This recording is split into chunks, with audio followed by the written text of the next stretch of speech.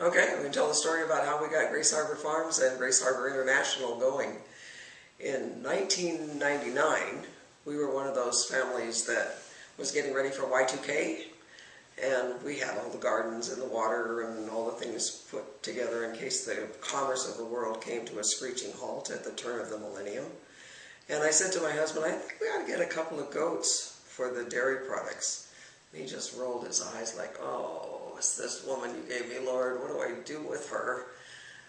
But he has never denied me anything, so we got the goats, which we very much enjoyed. A lot of fun with the goats.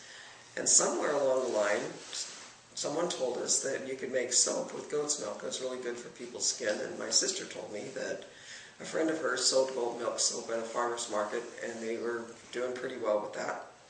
So when the commerce of the world did not come to a screeching halt at the turn of the millennium, and we had by that time made some goat milk soap and all loved it, so well, let's go ahead, let's sell the goat milk soap at the farmer's market and see if we can get these goats to pay for themselves. Well, people started coming back and telling us all these stories about skin problems clearing up from the goat milk soap. And they begged me to figure out how to make lotions in addition with goat milk. So I love the challenge, so I figured out how to make some lotions, started selling those, and the stories just kept increasing. People with rosacea and psoriasis and skin diseases I'd never heard of were telling me that this stuff was just wonderful for them. And where could they find us when the farmer's market season got over? That's when we decided to rent a kiosk at the mall, Bellis Fair Mall in Bellingham. We were there for 2.5 years, selling soaps and lotions, making a lot of soap to pay the rent at the mall. But it launched the business, and at that time we also started getting an internet business going. But another interesting thing was going on when people find out that you've got goats, they wonder, oh, you make cheese. Well, we weren't making any cheese, but people kept asking us about goat cheese. And the goats kept multiplying, producing a lot more milk than we needed just for making soaps and lotions.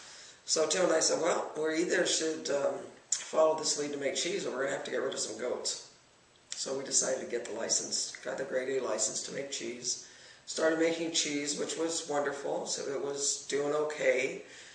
But immediately, as soon as we were licensed to do dairy things, people are asking for bottled milk.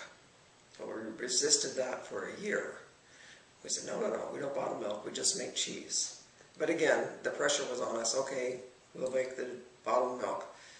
And as soon as we started bottling milk, we had nothing left, no milk left over for cheese. That was it, and the milk demand was huge. Well, about the same time, my feet collapsed. I've been working in the creamery making cheese, and my feet just totally collapsed. I couldn't stand on them. And I was standing at the counter one day, it was a very specific day, making cheese, and my feet were just killing me. And I'm a Christian, I was talking to the Lord and saying, oh, it's okay, it's just pain, I can deal with it. And suddenly I couldn't deal with it.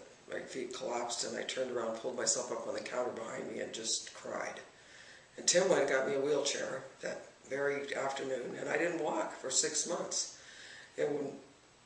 And somewhere along the line, after about 6 months, somebody said, well, you should be taking MSM for your whatever's going on with your feet. And I'd never heard of MSM.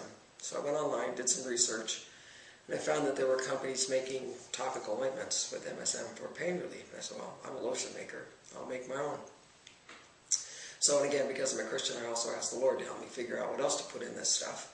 So I put as much MSM in our current lotion formula as I could put in with it before it turned grainy. It didn't feel good.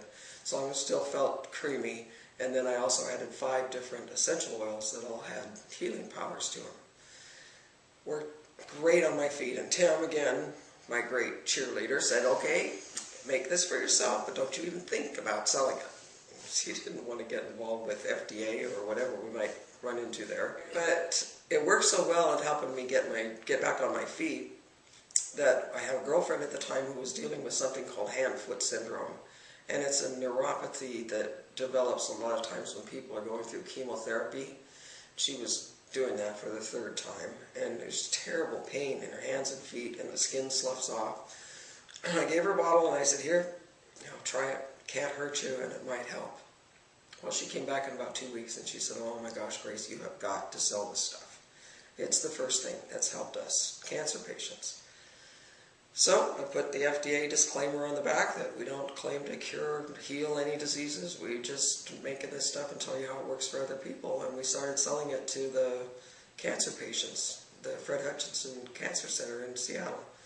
Then the other stories started coming back. Oh, it helped my rotator cuff. It was good for my carpal tunnel syndrome. You know, I've got tennis elbow. I mean, all of these stories started coming back, and we looked at each other and said, oh my gosh, we've got something here. And we started selling it at the fairs. Started at the Linden Fair, then we added the Evergreen Fair and Puyallup. So for several years we sold it at those fairs. And it just took off. Now, where it started from nothing, now it's 90% of our sales is the MSM cream. We send it all over the country and a few countries in the world too. International customers. Great fun. So that's the story.